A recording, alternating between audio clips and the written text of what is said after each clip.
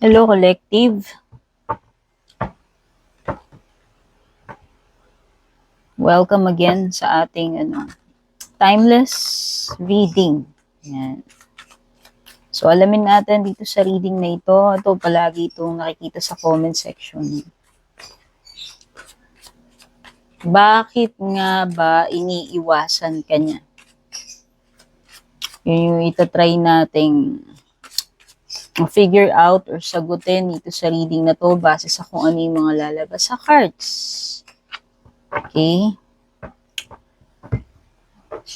Comment na lang kayo dyan kung energy nyo ba yung mga nahuhugot dito, tumutugma ba sa inyo. Maraming salamat po no sa lahat ng nag-subscribe and then sa lahat ng mga bumabalik-balik, abangers, sumusubaybay.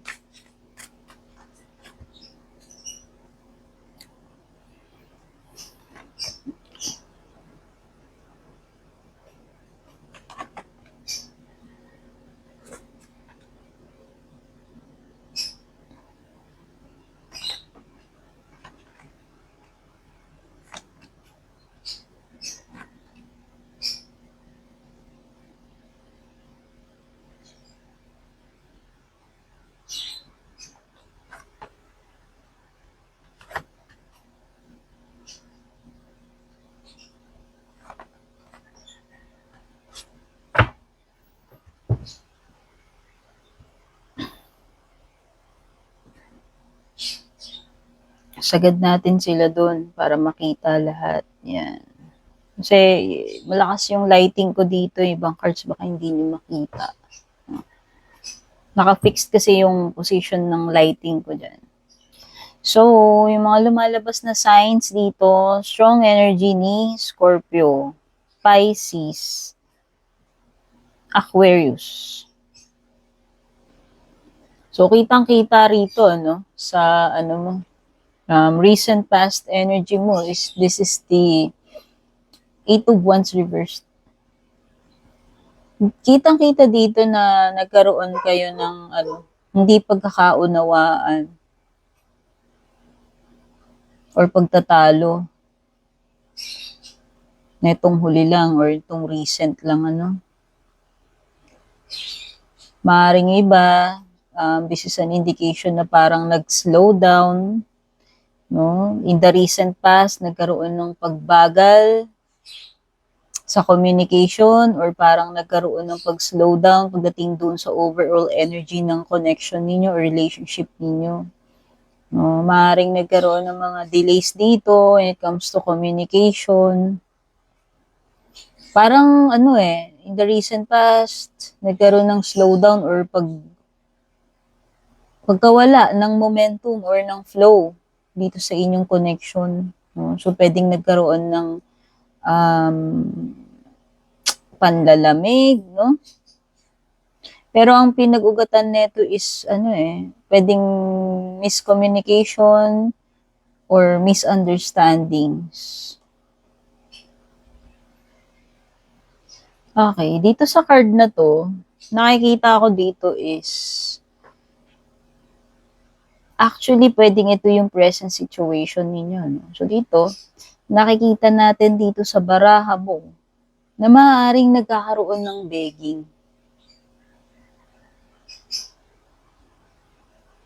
Okay, nagkakaroon ng begging dito. No? So, hindi ko alam kung bakit kailangan to the point na mag-beg, no? Dito sa person na to. Oo, it seems like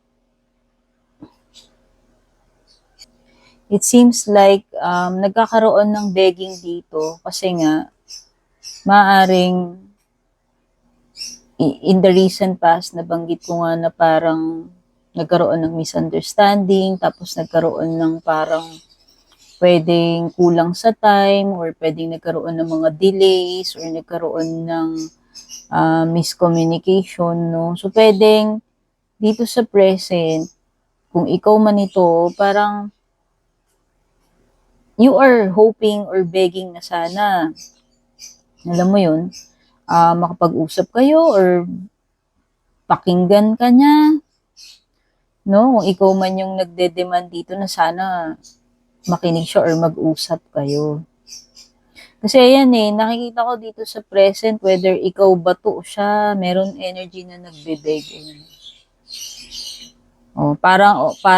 Ayan, yung person dito is on his knees, na parang nakikiusap.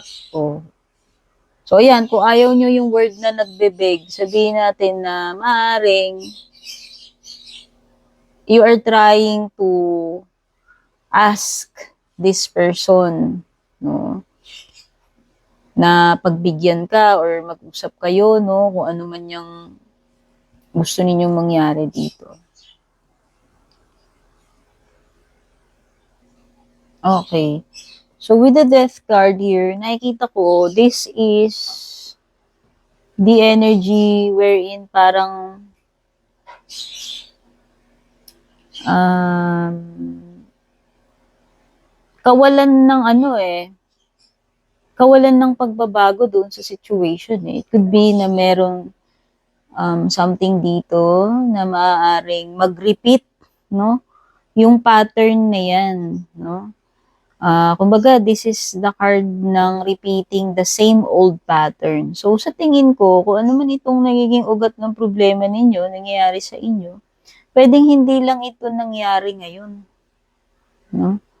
Hindi lang ito nangyayari ngayon. Pwedeng itong problema na to or issue na to, pwedeng nangyari na to before or actually, pwedeng ang naulit na siya several times. No? And the indication of this card is maaari pa nga maulit-ulit ito. Ito yung mga mga negative patterns na nagre-repeat. Okay? Ito yung mga changes na instead na tinatanggap, hindi willing magbago yung tao, kung sino man yan sa inyo. Kung yung person mo man yan, may problema ka sa kanya, alam mo yun, parang yun yung nakikita ko sa near future dito na parang nakikita ko walang magiging pagbabago dito sa energy nitong person mo. Bagkus, pwede pa ngang, alam mo yon yung same pattern na ginagawa niya or nangyayari sa connection ninyo, which is yung existing problem, no, dito sa connection nyo, is pwede pa ngang umulit-ulit. No? Kumbaga, actually, nangyari na yan before, umuulit na lang ng umuulit. Hanggang kailan iaalaw yung negative pattern na yan, no? Na umulit-ulit. Siyempre, hanggat hindi nagkakaroon ng pagbabago, ang tendency niyan is ulit-ulit lang. Okay? With the Six of Cups, it is a card na nagsasabi na maaaring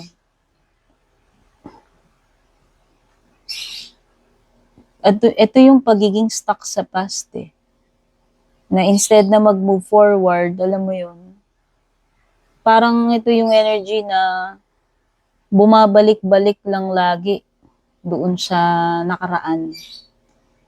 Oo. So, this could indicate, kumbaga, yung mga bagay na instead na dapat manatili na lang doon sa past, wag nang balik-balikan. Pwedeng, binabalik-balikan pa No? Ito yung mga nakaraan na hindi matakas-takasan. Ito yung past na hindi makalimut-limutan. No? Ito yung tao na nabubuhay sa nakaraan. No?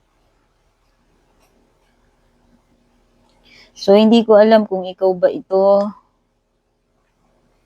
Ito yung mga ito yung mga tipo ng tao na kaya hindi nagkakaroon ng changes is hindi pa rin ma-let go. Hindi pa rin healed or hindi pa rin nakalimutan yung past. Kaya nga living in the past. No, 'di ba dapat tayo living in the present, living in the now. Kaso alam mo yun, itong person na to, merong something doon sa past na alam mo yun, hanggang ngayon, hindi makalimut-limutan, hindi kayang hindi kayang basta-basta makaalpas doon. Actually, kung titignan natin, ito ay pagre-reconnect with an ex. No? So, kung ikaw, yung iniiwasan niya, at nandyan ang death card, no? Sabihin na natin na maaaring para sa kanya, pwedeng nagtapos na to. And if you are the ex-person na tinutukoy dito sa reading na to, no? Maaaring yun yung reason, no? Na bakit iniiwasan ka niya. Kasi kung para sa kanya nga, nagtapos na to. 'Di ba? Kaya ako nakakita ng pagbebeg dito sa present So siguro, hindi ko alam kung regardless, no? Kung gaano na ba katagal yan or kung kahit gaano pa ka-fresh yan. Kasi kung para sa kanya, inend niya na or ini-end niya na. No? That is one reason para iwasan ka nitong tao na to. No? Kaya ako nakakakita ng begging energy dyan Parang nakikiusap Nakikiusap kung babalik pa ba or hindi na, no? Actually, baka masakit sa tenga niyo yung beg, pero kasi ganun talaga yung image na nakita ko dun Nakaluhod siya. Parang nagmamakaawa. Nagmamakaawang energy.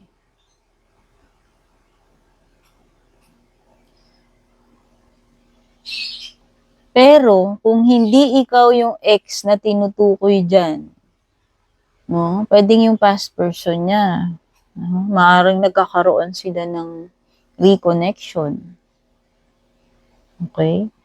Kasi nakikita ko itong person na to, parang naninimbang siya sa ngayon Ayan Two of Pentacles. Naninimbang siya. Actually, tinitimbang niya yung options niya between the two of you. At kung sino ba yan, yung ex or between you, kung sino ba yung ex sa inyo. Ikaw ba yung ex nito or ikaw yung present? So, ayan. Interchangeable yan. Depende na lang po sa mga situations ninyo. Siyempre, iba-iba naman yung sitwasyon ninyo, kaya do not expect na lahat ng sinasabi ko dito, magiging fit na fit sa inyo or swak na swak sa inyo kasi ito ay collective reading lamang. No? So, yan, nakikita ko na sa ngayon, naninimbang to tinitimbang niya, sino ba talaga yung mas matimbang sa inyong dalawa? Okay? Lakas talaga ng energy ng pagsuslow down, no? Kasi kung titingnan mo, etong si Eight of Wands is pag-slow down. Eight of Wands reverse. Tapos, lumitaw din si Knight of Pentacles, which is, pag-i-slow down. So, nakikita ko rito is, actually, walang kasiguraduhan tong Path with the Moon card, no? Kung akong tatanungin. No? Merong energy dito at the bottom. Pwedeng nag-hold on. Maybe it's you. Kasi siguro, para sa'yo nga, hindi pa tapos sa inyong dalawa. No? Siguro gusto mo gusto mong magkaroon ng clarity since lumilitaw din naman yung moon card kasi nagkakaroon ng uncertainty, confusion with the moon card, no? So, it could be na meron ding mga bagay dito na tinatago itong person mo, no? Itong tinatago niya, pwedeng nung umpisa pa lang, hindi niya na to sinabi sa'yo or kinwento, no? Pwedeng hindi. May mga bagay na kinip talaga itong person na to sa'yo. Actually, kung hindi ikaw yung ex na tinutukoy dito, no, ang nakikita ko dyan, isang possibility dito is, alam mo yun, pwedeng kinip niya sa'yo na pwedeng ang alam mo is ex-person niya yun, pero pwedeng actually hindi talaga sila nagkaroon ng ending ng tao na yun. Kung hindi ikaw yung ex na tinutukoy dito, no? So, pwedeng meron silang unfinished business or pwedeng wala silang naging closure ng person na yun. Kasi nakikita ko this person of yours, no, itong kakonect mo, kung ikaw yung ini-ignore niya or iniiwasan niya at kung hindi naman ikaw yung ex niya, no, kumbaga kung ikaw yung present person niya sa ngayon, nakikita ko na maaaring hindi pa siya naka-let go talaga doon eh. No? Hindi pa siya totally bumitaw doon sa ano niya, doon sa past person na yun. Eh ang kaso, naging problema rito, nakakita ko ng pagre-reconnect ng isang past person. So, kung hindi ikaw yung past person na tinutukoy dito sa situation na to, kung yun yung ex niya, so yun yung malaking problema mo. No, bakit ngayon? Bakit, diba, ang pinakatanong, bakit ka nga ngayon niya iniiwasan? Kasi nga nakikita ko na, with the moon card, na nagkakaroon na siya ng confusion ngayon. No? Nandun siya sa time na, okay, the past person or the ex is reconnecting. Kaso meron akong kakonect ngayon eh. Di ba? So, ang nakikita ko dito, doon napapasok ngayon yung paninimbang. So ngayon, kaya huwag ka na magtaka kung nagkakaroon ng pag-slow down sa connection ninyo, kung nagkakaroon ng times na, or nagkakaroon na ng time na hindi kayo nagko-communicate or pwedeng umiiwas siya sa'yo, di ba? Yun naman yung tanong eh. Bakit nga ba siya umiiwas sa'yo eh? Oh, kasi siguro, hindi niya pa masabi to your face, hindi ka pa niya maprangka madiretsa. Kung ano ba talaga. Kasi nandun nga siya ngayon sa process na naninimbang eh. So, ganun ka, alam mo yun, ganun ka complicated or ganun kagulo ngayon yung connection ninyo or energy, itong tao na kakonect mo. No? So, pati ikaw is affected dito actually, kung hindi ikaw yung ex-person na tinutukoy dito. No? Pero sa side mo, nakikita ko na you are hoping eh. Na you are hoping na magkaroon ng pag-uusap, you are hoping na magkaroon ng clarity. Actually, kasi this is the star card mo. So, ikaw yung, pwede rin namang hindi ka pa rin naman nag-give up, pwede rin namang ayaw mong i-give up itong person na to or yung connection nyo or relationship ninyo, no? Kasi ayan, no, this is, tatlo kayo eh. 3 is a crowd, di ba? Sabi nga nila.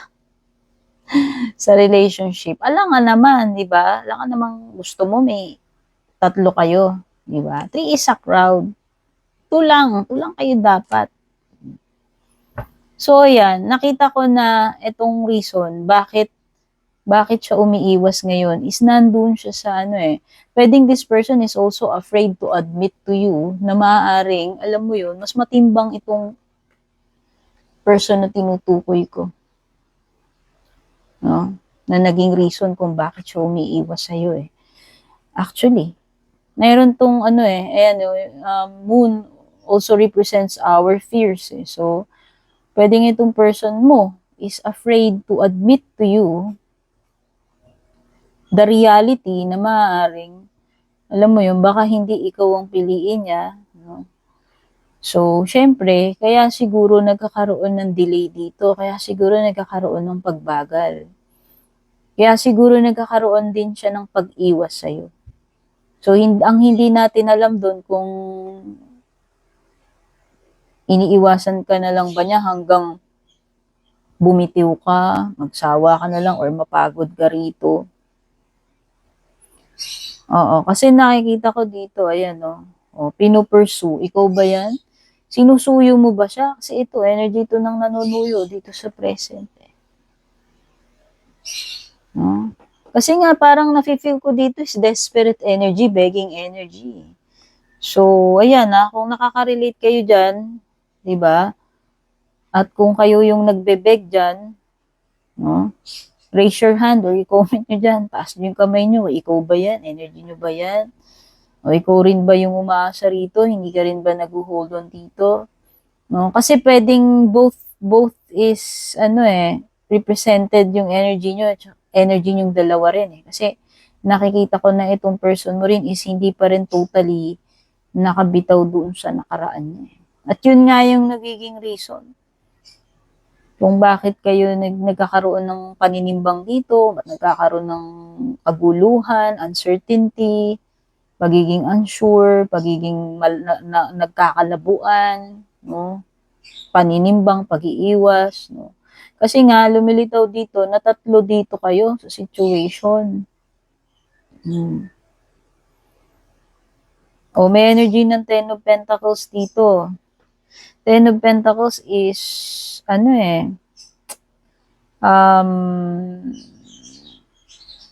pwedeng something na matagal. No? It could be something na matagal na. Kasi nga kung may past dyan, pwede may energy dito na something na matagal na yan eh. Tagal niya na sigurong kakilala yan, alam mo. Pwede rin naman itong energy na meron ng may pamilya rito. So, hindi ko alam kung may pamilya na ba tong person mo, may anak na ba kayo, o kayo ba yung may pamilya dyan, o yung isang kakonect niya sa past na yun, yung may pamilya.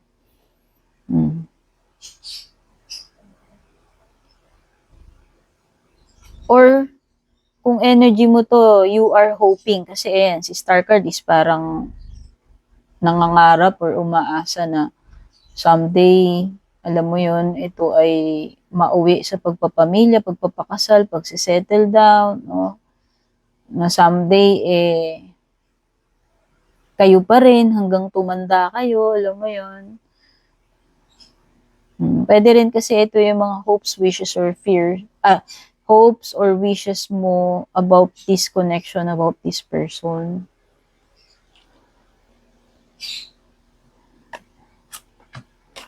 So, tignan natin. So, yun. Ang pinakasagot dun sa question, bakit kanya iniiwasan is because meron kasing pampagulo or nagpapagulo ngayon sa isip niya, sa damdamin niya, which is another person. Na yun nga yung sinasabi ko, na maaaring yun past, yung dati niyang kakilala ba na nare-reconnect sila. Kung hindi ikaw yung past na yun, or ex na yun. Okay, and then nakikita ko doon, this person is parang feeling romantic kasi siya ito Nine of Cups, di ba? So, nakikita ko na, alam mo yun, nandoon pa rin yung romantic feelings niya towards that person Kahit sabihin mo yung person na yun, pwedeng pamilyado na, taken na, may asawa na, no? May anak na, no? Kasi nakakita ko rito na energy na may asawa na.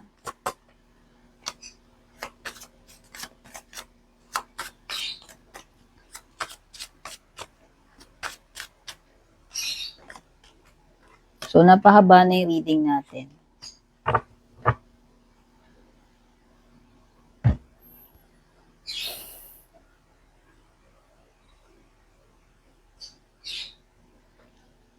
Okay, so in the near future or ano yung mga next na pwedeng mangyari dito sa situation na to. The first one is the Nine of Wands reverse, no? Ito yung sign na, alam mo yun, ang path na pinatutunguhan talaga ng relationship nyo is magfo-fall apart, no? Ito yung indication na the relationship is failing despite na nagpuput ka ng effort dito, despite na nagbebeg ka, alam mo yun, nagpuput ka ng hard work dito. Kaya lang, ang pattern na nakikita ko is the relationship is falling apart na talaga. Okay? Nakakakita ako dito ng indication na, ayan, falling apart. Meron ditong nagdi-drift away. Okay? So, this time, I'm using my intuition dito sa aking Six of Swords card. No? So, baka magtataka kayo, hindi ko laging ginagamit yung traditional meaning. Depende na lang yan sa nararamdaman ko sa intuition ko. And base dito sa dalawang card mo is falling apart, failing, tapos drifting away. Sinabi nating drifting away, alam mo yun, unti-unti or tuluyan na ring lumalayo ang loob sa isa't isa or tuluyan na ring nasisira, gumuguho nagpo-fall apart yung relationship or connection ninyo, no? Meron kasing energy dito na, alam mo yun, unti-unti nang lalayo at talikod, no? With the Six of Swords. So, kung ikaw yung nagbe-beg dito, kung ikaw yung nagtataka, bakit siya umiiwas, malamang hindi ikaw yan. Pero depende na rin sa pagbabago ng mga circumstances. Kasi, kung halimbawang nasaktan ka at na-realize mo yung truth, no, kung ano yung dapat mong gawin, yung tama mong gawin dito, pwede rin kasing maging ikaw ito eh. Kung mas pipiliin mo na lang na mag-walk away, no? Kung iniiwasan ka rin netong person na to, actually, pwede mo rin itong maging energy. No? So, nakikita ko kasi dito is pag, ano na talaga, unti-unting pagkalas, unti-unting paglayo ng, ano, ng loob, no? And totally, and also, unti-unti na ring paglayo sa isa't isa. Oh, with the Queen of Pentacles, I can see here a person na, ano eh, ito yung person that can, ano eh, kaya niyang dalhin yung sarili niya eh. So, ang nafe-feel ko rito, ito yung magiging energy mo, no? If ever na mag-decide ka na ikaw na lang yung mag-walk away. Sabi ko nga, 'di ba? Pwede mo ring maging energy itong Six of Swords na ito. Kung mas pipiliin mo yung self-worth, self-love with the Queen of Pentacles, no? Kasi once na na-realize mo yun na bakit nga ba ikaw nagbebeg, no? Bakit nga ba kailangan mo pang magmakaawa, lumuhod, makiusap dito sa person na to, no? Lalo na kung, alam mo yun, ginagawa mo naman ng lahat. Ibinibigay mo naman ng lahat dito sa connection na to. No? Bakit nga ba? So, once na na-realize mo yun, nakikita ko na mag-evolve ka. Nakikita ko na ikaw na lang din mismo, pwedeng ikaw na lang din mismo, yung piliin mo yung peace, yung self-love, self-respect mo, self-worth mo, na ikaw na lang yung lalayo dito sa connection na to, dito sa person na to. Lalo na kung iniiwasan ka rin lang naman niya. Oh, ang nakikita ko dito is you na maaaring maging single ka, alam mo yun. Pero,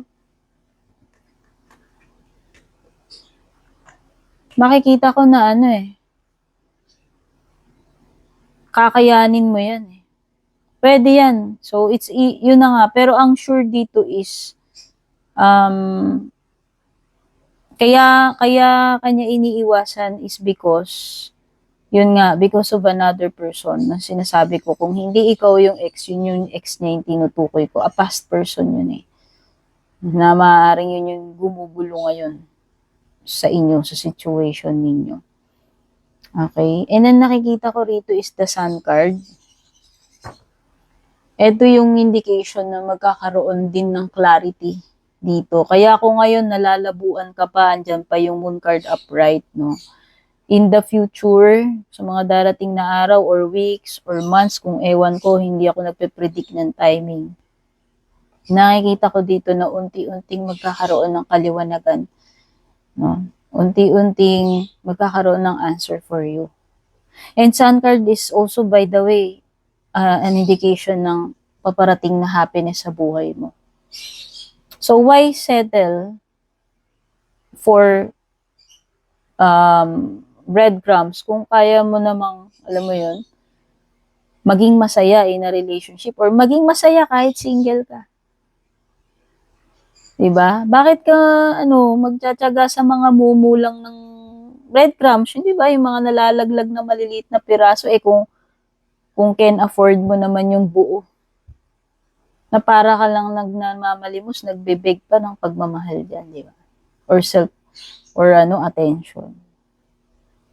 So, ibig ko lang sabihin, kung hindi maibigay netong person na to, yung deserve mo, di ba? Di ikaw ang gumawa ng hakbang para maibigay mo yun sa sarili mo. Kung hindi niya yun mabigay sa'yo, ikaw pa yung kailangan mag-beg, makaawa, mapuzzle, magtaka ka pa. Manood ka pa ng reading para lang malaman mo, ba't nga ba niya ako iniiwasan? Diba? So, nakikita ko rito, alam mo, hindi katapusan ng mundo kung iiwasan ka nitong person na to at kung balang araw lumayo siya sa'yo, piliin niya yung isa. Kasi pwede kang maging masaya sa piling ng iba, hindi ito sa person na to. Nakikita ko na magiging masaya ka. Whether with another person or kahit single ka. Kasi nga marirealize mo yung worth mo dyan. Okay? So, maraming salamat. Sana napulutan nyo ng aral ito. Kung nakarelate man kayo, don't forget to leave a like, a comment, a heart, pa-share na rin. No? Thank you so much for watching. Kita-kits po ulit sa next reading natin. Babush.